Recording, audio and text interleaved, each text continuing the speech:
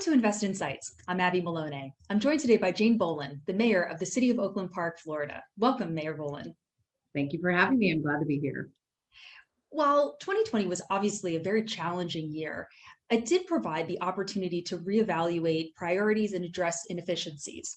With this in mind, how has the city transformed in thinking about how it relates to its top priorities, and how is it reflected in the city budget for 2021?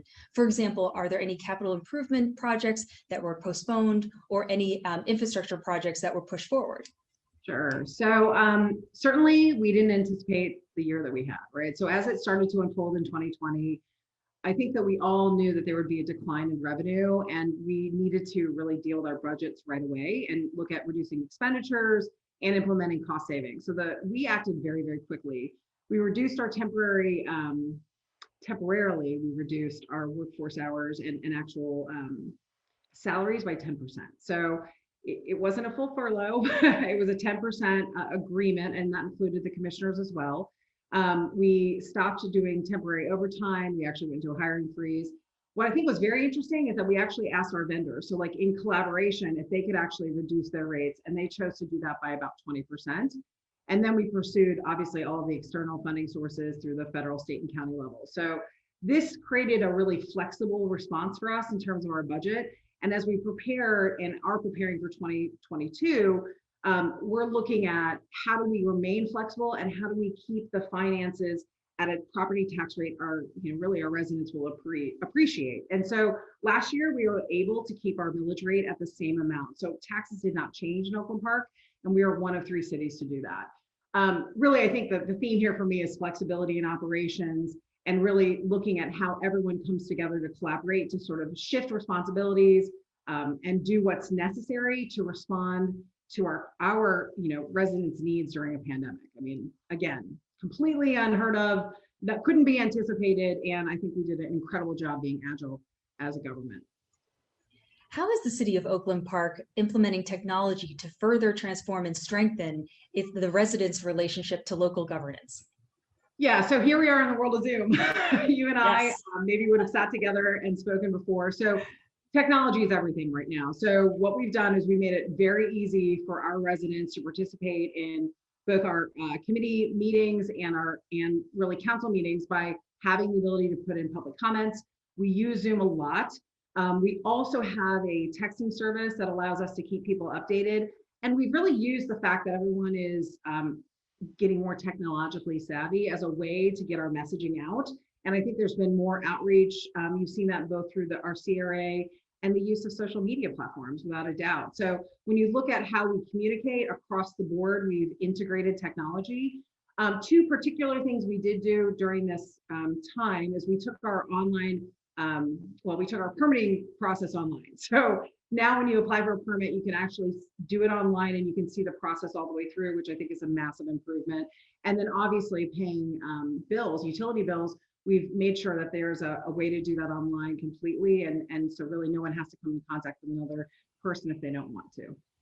Jane, what have been some more recent tax and financial incentives that the City of Oakland Park has implemented to further transform and strengthen the economic base of the city? And how will these allow the city to remain resilient in the case of another economic crisis?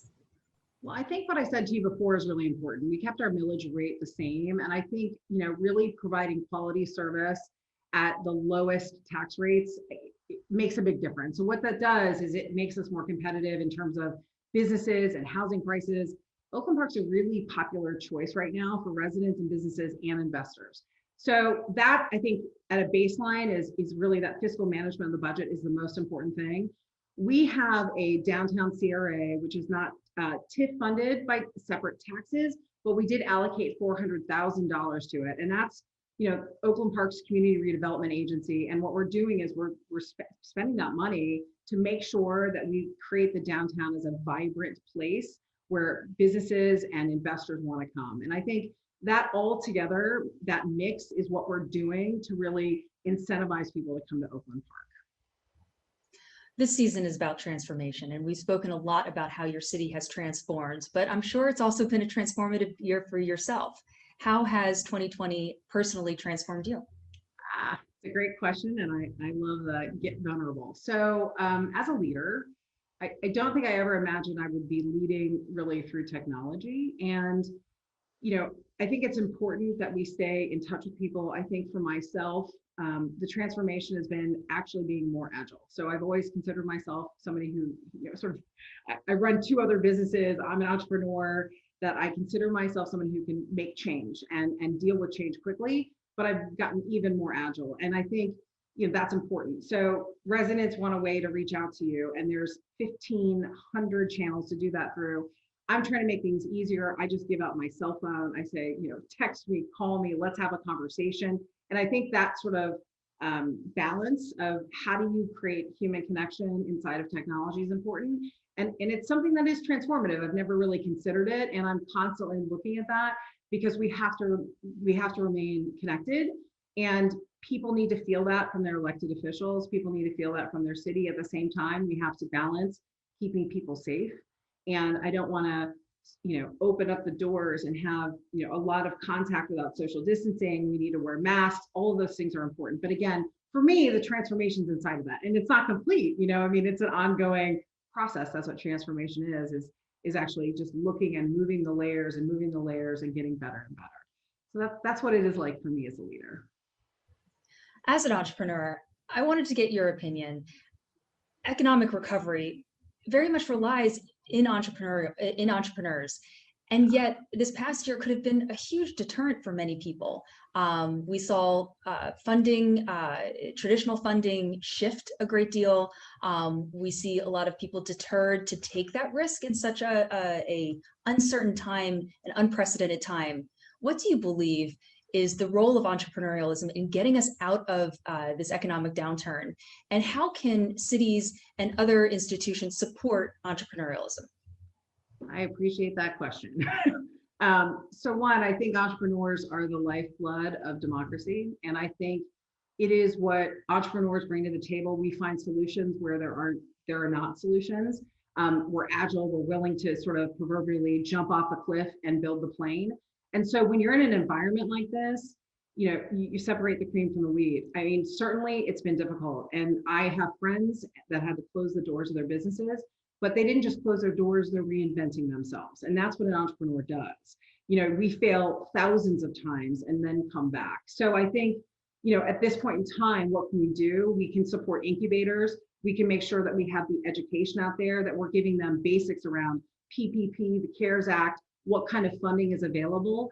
At the county level, we do have some revolving loan funds that the county is providing. And I think as we find more and more of those opportunities, we just have to make sure that all of our businesses and entrepreneurs know about that. And I think it's important to continue to spark innovation now. This is not the time to say, stop the ideas. In fact, this is the time to say, we need to ideate as much as possible. So again, having those conversations, creating those community forums, even if, we're a city of under 50,000, which means we're not earmarked for a lot of federal funds, we don't have the same resources, but that doesn't mean that we can't make a difference. And I think, particularly for the City of Oakland Park, we took our SCORE relationship and really, we sort of rose up to the level and said, let's get out as much information to the entrepreneurs and business owners in our community as possible. And there can always be something that can be done. And I think if everybody's on the same page, that it is the entrepreneurs that, really, it's the mom and pop shops. I mean, we make a huge impact when it comes to employment and in services. Yeah, keep your eyes on the entrepreneurs, make sure that they have what they need. It may not always be the funds that you have, but you can provide them expertise, and that's critical. Well, thank you again. That's Jane Bolin, the mayor of the City of Oakland Park, Florida. My name is Abby Maloney, and you've been watching Invest Insights. Mayor Bolin, thank you again. Thank you very much. Happy to be here. Hey everyone, don't forget to like this video and subscribe to our channel so that you can stay up to date on the latest business trends from our knowledgeable experts. Be sure to check out the description below for more information on the segment you just watched. Thanks for tuning in.